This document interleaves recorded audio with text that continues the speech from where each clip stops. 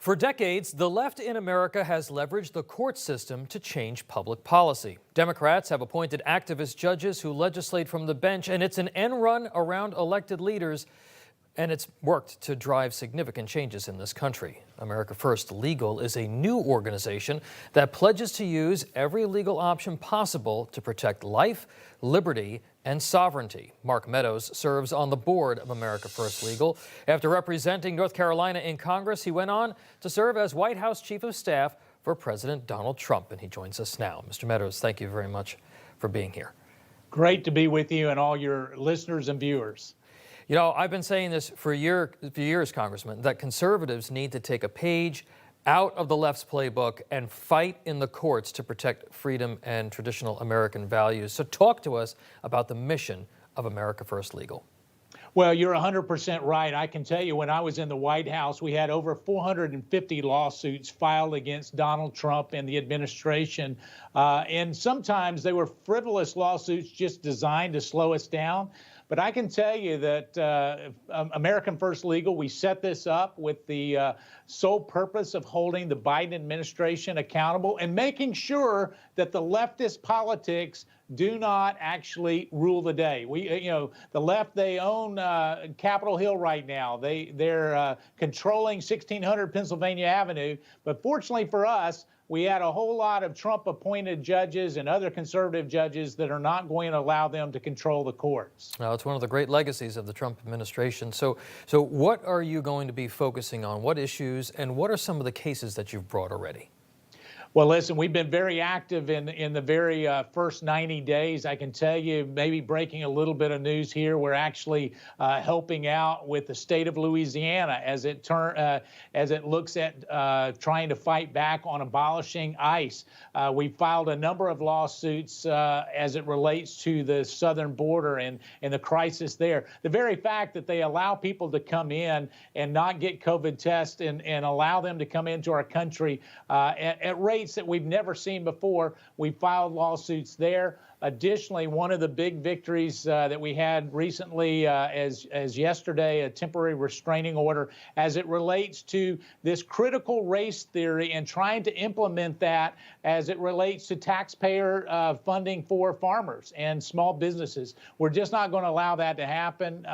We're optimistic that we'll be able to prevail. The temporary restraining order was the first indication that the judiciary is not going to let the progressive Biden administration dictate how they dole out taxpayer funds. Yeah, it's so important that you've been focusing on those racially divisive regulations of the Biden administration initially here.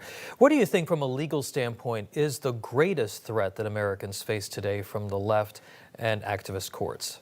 Well, I mean, what we see are our liberties being eroded each and every day. And it's not just a mask mandate. It's not what happens as it relates to COVID, but it's every single thing that we face. You know, when we look back at our country, the thing that has made America great is our adherence to a constitution that enshrines those freedoms, life, liberty, and pursuit of happiness. And yet what we're doing is establishing under a progressive Biden administration this leftist progressive way of controlling everything from birth to death. And what I believe is the courts will say enough is enough. They've started to do that, but we have to highlight it, Tom. And one of the big things that we're seeing it right now is if we don't go in and highlight it, many of these things go unchallenged. And I can tell you, whether it's 454 lawsuits or 400 lawsuits or 300, we're going to be fighting for liberty at American First Legal. Now, Congressman, you've put together quite a team here, many of them straight out of the Trump White House. Who else is with you on this mission? You know, we have some great people. Stephen Miller heading up American First Legal. We have Matt Whitaker on the board, who was the acting attorney general.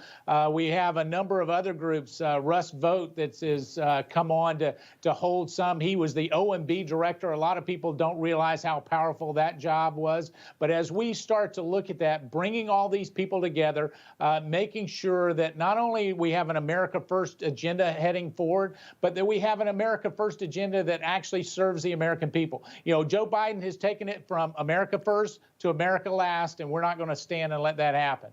Now, one of the critical pieces of all of this, Congressman, is that, the left and their infrastructure, they're very good at finding plaintiffs who have standing, and they've also been very good at creating a culture of fear in this country. A lot of conservatives are often too scared to come forward to push back and to sue to protect their rights. So for people who are listening right now, what's your message to them? Yeah, listen, we can't yield to that fear. And you're exactly right, Tom. So many times what has happened in the past is, they're business people. They say, well, let us go ahead with this. We'll take it. But it is not a time to take it, because if you take it as a small business person and just look the other way, it's going to get progressively worse. So my message is, let's stop it from getting progressively worse. Let's file these lawsuits. If you've been harmed by the Biden administration, please let us know. We want to come and be advocates along with you and fight for freedom. Where can people get more information, Congressman? I tell you, if they'll come to our CPI, Conservative Partnership Institute.org, they can find out about all of these groups, not just American First Legal, but what the conservative movement is doing. We'll be glad to send them some additional information. All right. Now, I want to move on. I have to ask you a question about your successor, Ron Klain, who a lot of people think is actually running the country, not Joe Biden. But specifically the differences in style that we have seen between the Trump White House and this one. I'd love to get some comments from you on that. Yeah, I mean, when you have the chief of staff running it, we know that Joe Biden is not running the West Wing. We see that. Here's the difference in style. We actually had a president in President Donald Trump that made decisions. Each and every day, we would go in, give him the options, he would make decisions. What's happening right now is they're providing that same information, and they're making no decisions. What do we see at the southern border? Let's ignore it, hope it goes away. What's happening in the Middle East? Let's ignore it, hope it goes away. What happens with jobs? Well, let's hope for a better day. We ended up with no border, no gas, no jobs, and no leadership in the Middle East, and yet here we are with Ron Klain kind of running point there in the West Wing. It is scary because no decision is a decision, and the American people expect more leadership. They've had it for 4 years prior. Hopefully we'll have it again soon.